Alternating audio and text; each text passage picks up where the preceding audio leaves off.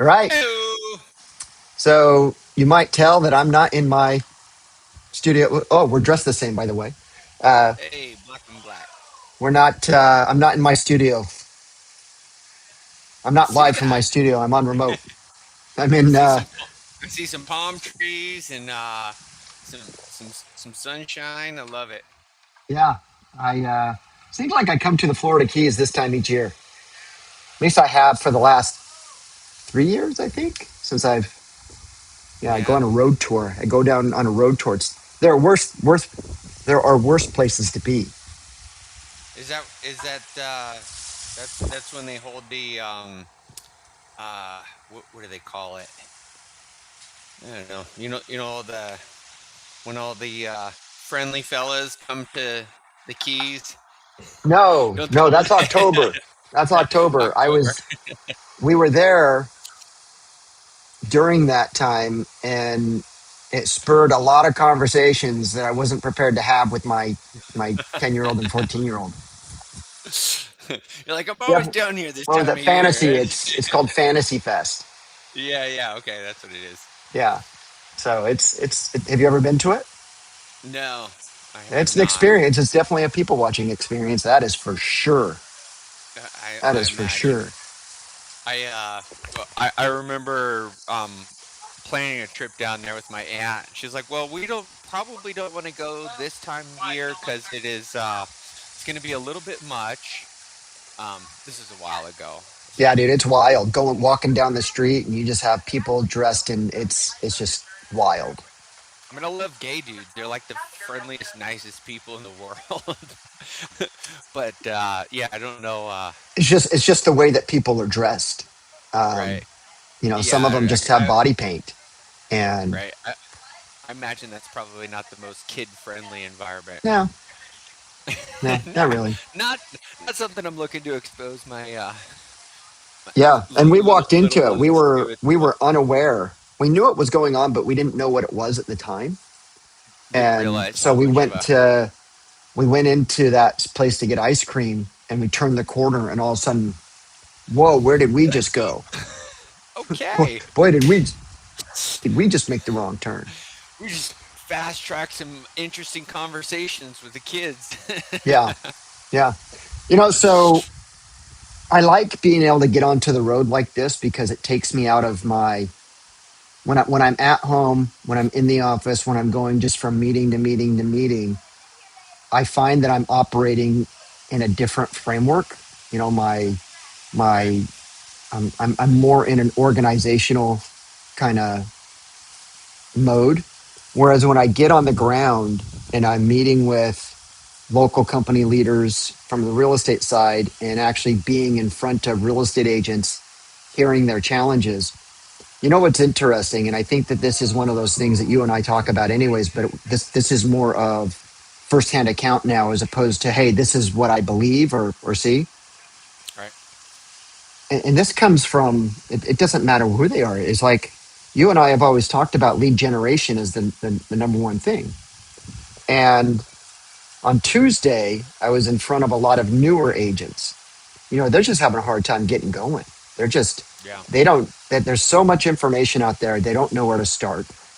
And everybody's talking to them about traditional prospecting methods, which I think that maybe they can't really frame it in their own mind. They can't make sense of it, but they inherently know that, that doesn't really feel right. That doesn't necessarily, I don't right. see how I'm going to be able to do that. But then yesterday, I'm talking to one of the top producing agents in the Florida Keys. 100% of the business comes from the database, has a website, but isn't optimized the level of which it could be. Like, she just gets a lot of business just from her database. And I said, well, look, then Right, I said, don't change anything. I said, right, your whole function needs to be is how do you grow your database? Because whatever you're doing from your database forward, I'm sure that you can implement some efficiencies into it. But yeah, like, how are you feeding into that? And, because she was making mention, she goes, yeah, I'm not going after expired listings. And I said, well, look. I said, from my opinion, the the best time to go after expired listings isn't when it expires; it's when it gets listed. And she goes, "Well, what do you mean?"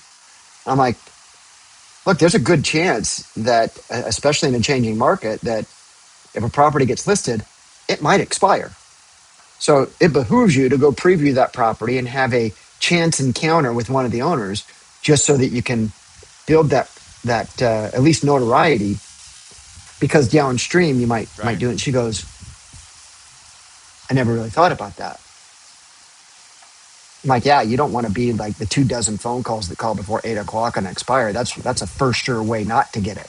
I'm like, "But if you've seen the property, and so it's just interesting that, the now this new technology is coming on online for the companies that are associated with Compass International Holdings, and it's Mhm. it's it's nothing new.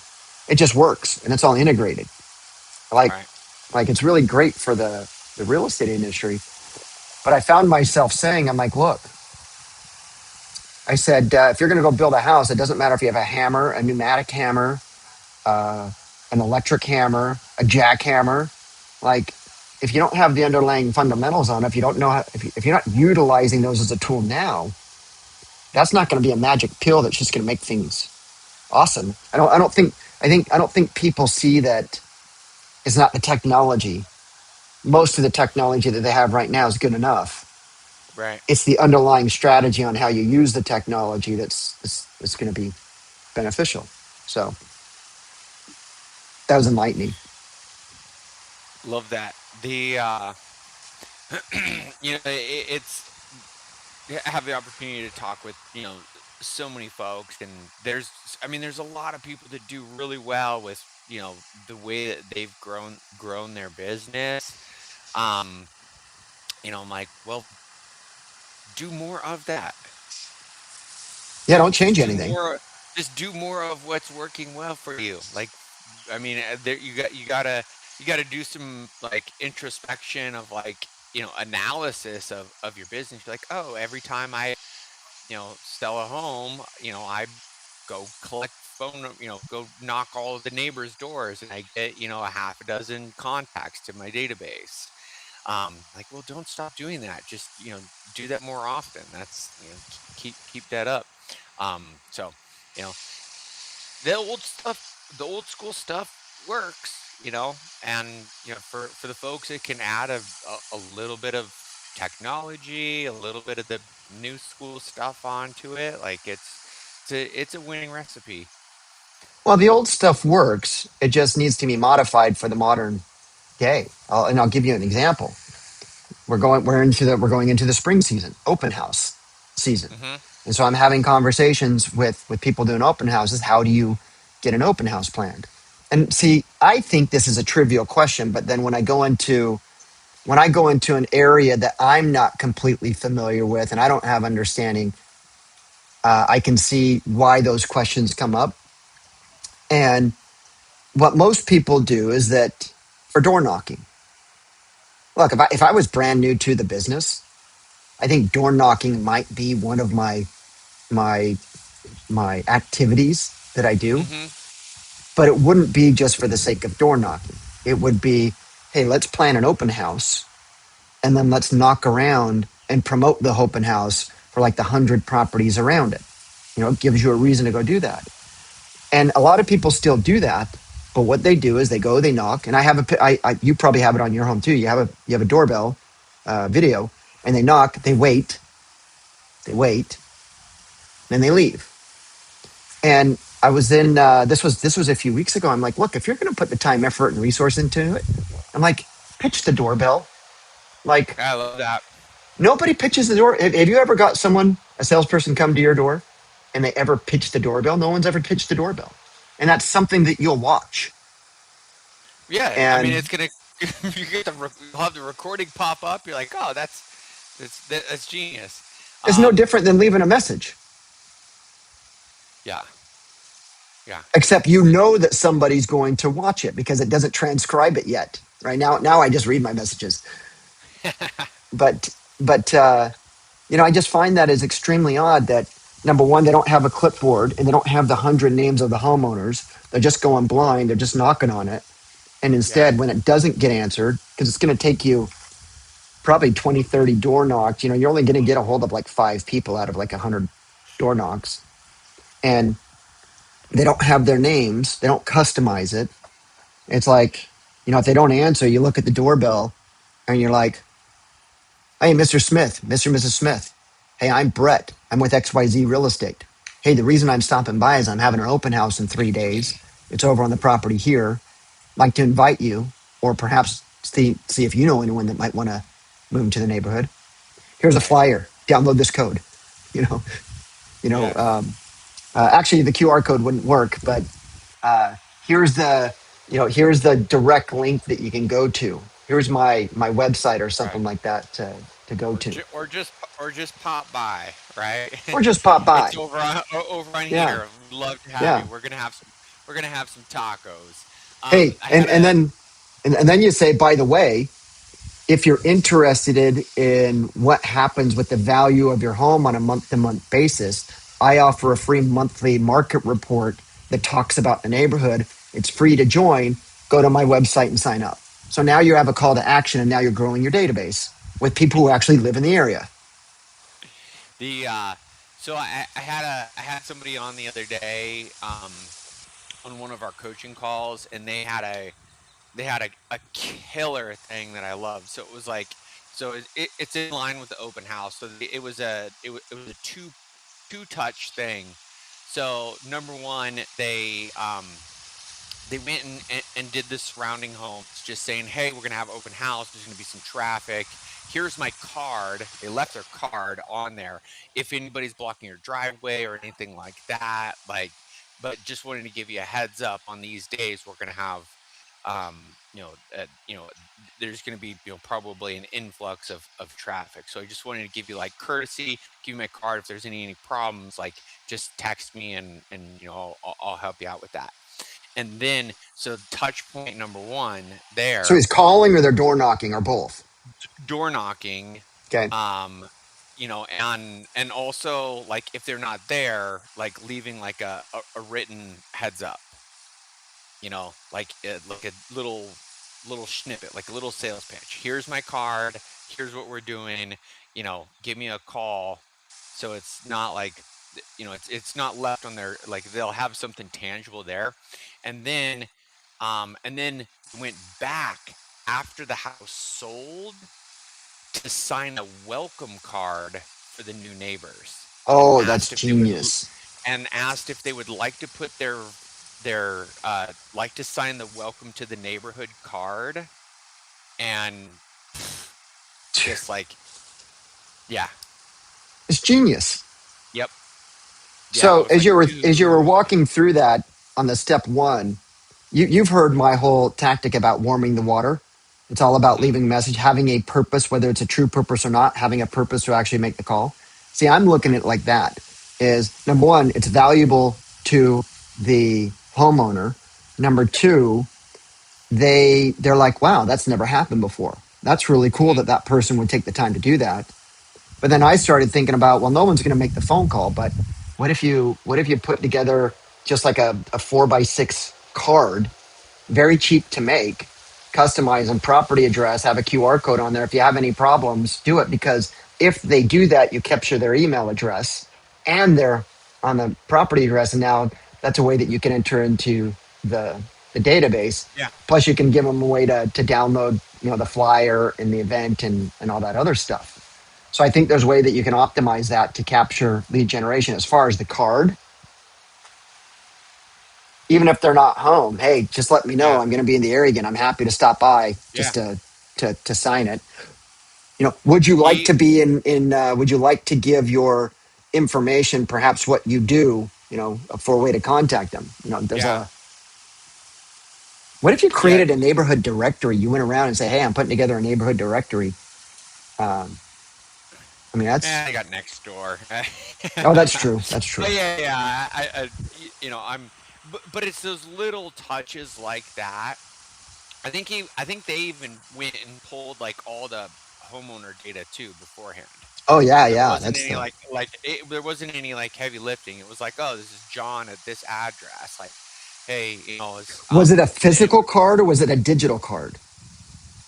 no digital. Like it was like so leaving things on the doorstep. Like the leave behind was like almost kind of like a handwritten note almost. But it was like, hey, we're holding an open house over here. Here's my card. I had and so it was like so and so, like just to the surrounding, like really really close by folks.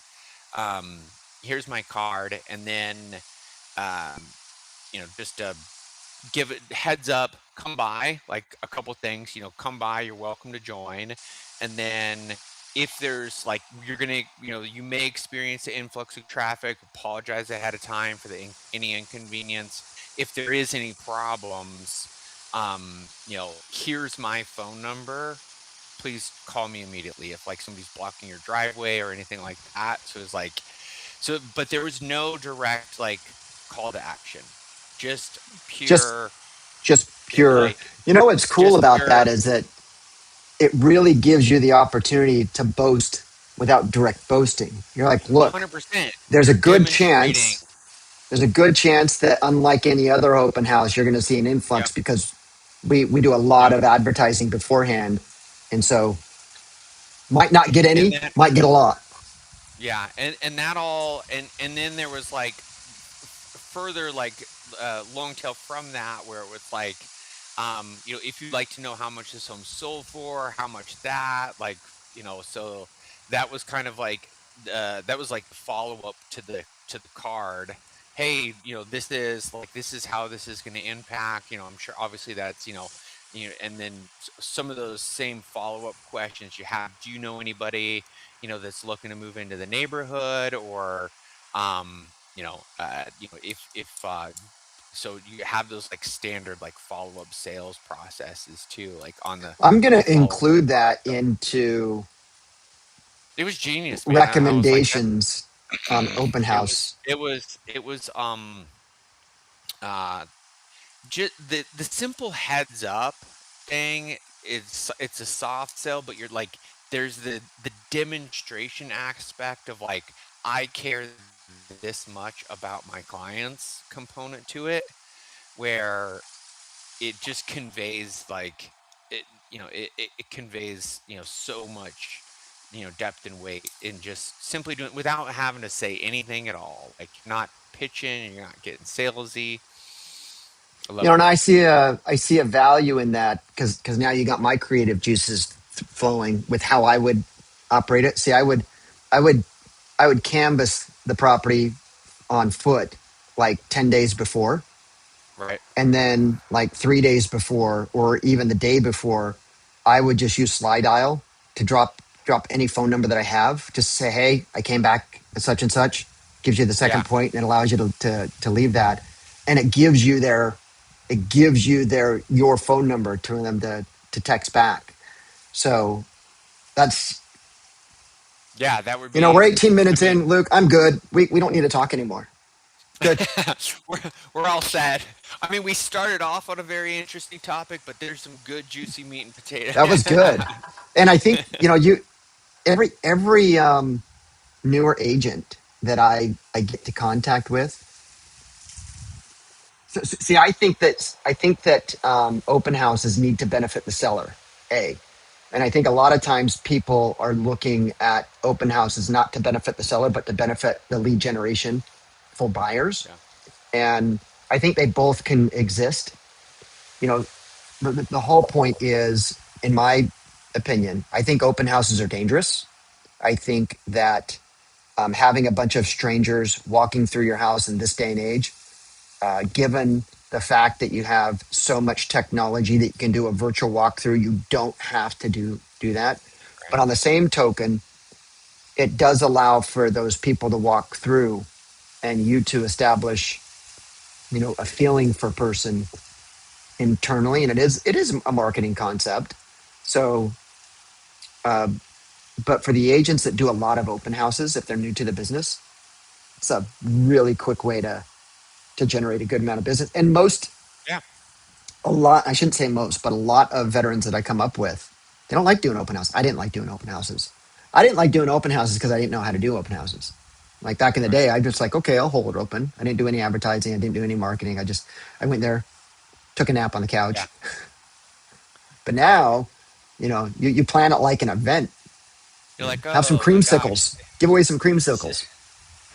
this is actually a good way to generate business.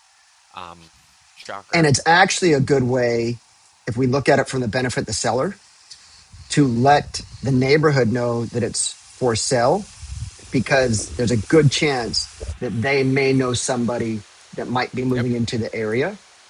And so local businesses too. I think that's a place that most people stop is they don't pitch the business owner, the local Yeah. business owner who probably lives in the area. I'll And if share they don't this live in with the you area, before I forget. No, I don't mean to interrupt you, but no, that's fine. I know you'll appreciate this. So this was the second part of the follow up from the open house.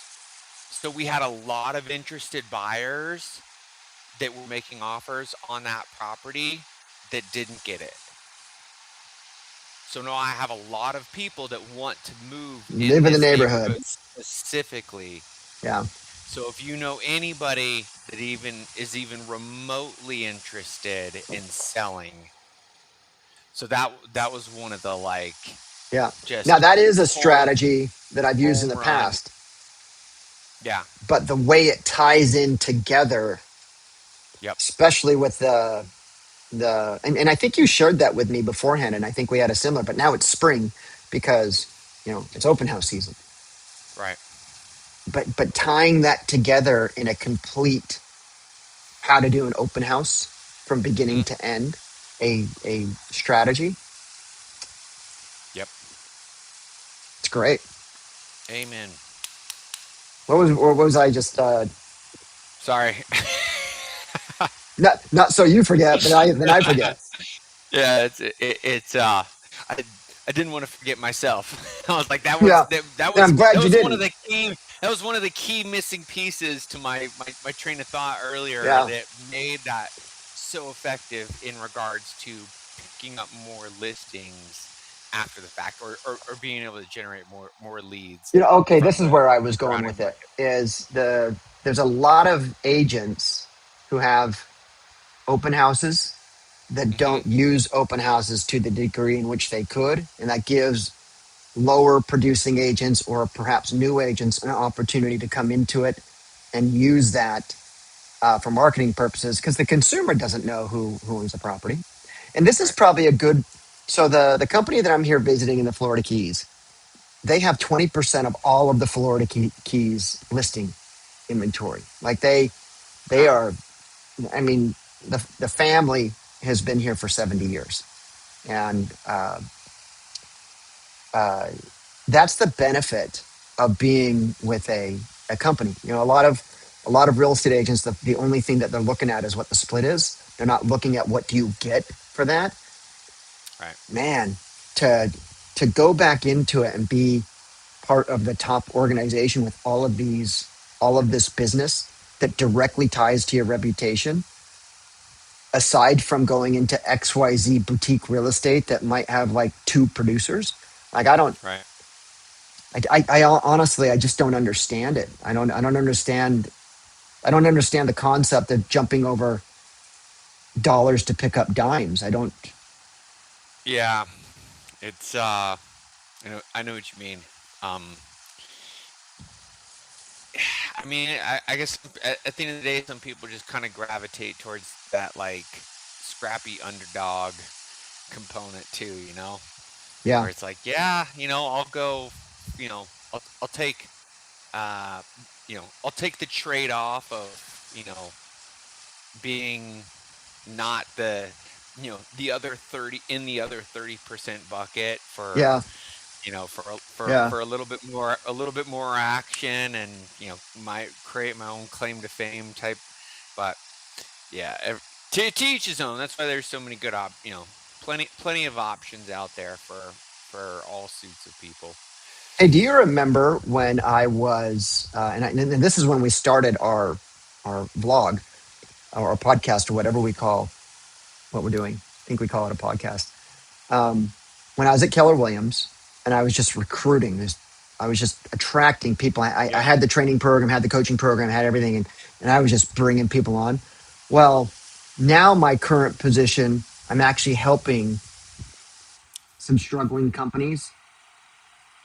It's kind of in my, it's definitely within my background experience, but and it's somewhat in alignment with what I do now. But anyways, I was talking to some of these office leaders, and they have a hard time. You know, they're still calling up people and asking them to go to coffee Right. and cold. And I said, I'm sorry, if you guys were to call me, number one, you're not going to get me on the phone. But number two, I'm not going to go to coffee with you. I don't know you from Adam. And what value do I get by interrupting my day to go to coffee with you? What value is in it for me? Right. Because if I have that time, if I'm a top producer, and I was, and I actually said this to uh, people that would recruit on me years ago, is if I'm going to take time out of my day to go and have lunch or go and have coffee with someone, I'm going to go with my wife. I'm going to go with a friend. I'm not going to go to get pitched. And because Right. that's all it is, it's just going to be a pitch session. You describe it with whatever you want. You're recruiting me, you're pitching me, and I respect that. But let's just call it what it is. So I can I was I can bring walking my them own lunch. I was walking them through this, and I said, look, I already know that your number one objection. They're like, well, what is it? I'm happy with where I'm at. They're like, yes. I'm Yeah. like, that's the go-to. I said, you would say that. I said, but you need to have the data. They're like, what do you mean? I'm like, when you call someone, you better know how many transactions they closed in the last 12 months. And then you better have a talk track. And I said, if they close 6 transactions, you can say, okay, well, I understand that you're happy with where you're at. Does that mean that you're so happy with where you're at and where your production's at that you won't even consider the possibility that there might be something there that could help you grow and scale? Oh, Right. well, no, that's different. Look, you did 6 transactions last year. Are you happy with 6 transactions? Because let's be clear, if you're just happy with 6 transactions, I will not call you anymore Right. because we're in growth. We want to help you set up systems, tools, resources, technology to help you invest the same amount of time, but get you to 12, 13, 14. Okay. Right. So, yes, we have a higher split, but when you get higher volume by putting the same amount of time, you're making more money because of your partnership with us. See, that changes everything. Right. So, I don't know how I got onto this tangent. We just went from open houses to this. Not entirely sure how. It's Ding just ding ding ding ding. that's why we do this. Yep, exactly. We've had three Awesome, my man. conversations in this 30 minutes. I know. Just crushing it. I gotta boogie to my next call, my Yeah, man. me too. But as always, a pleasure. Enjoy the beautiful sunshine there. Thank you, sir. We'll talk next Let's week. get it. Bye. Rock roll.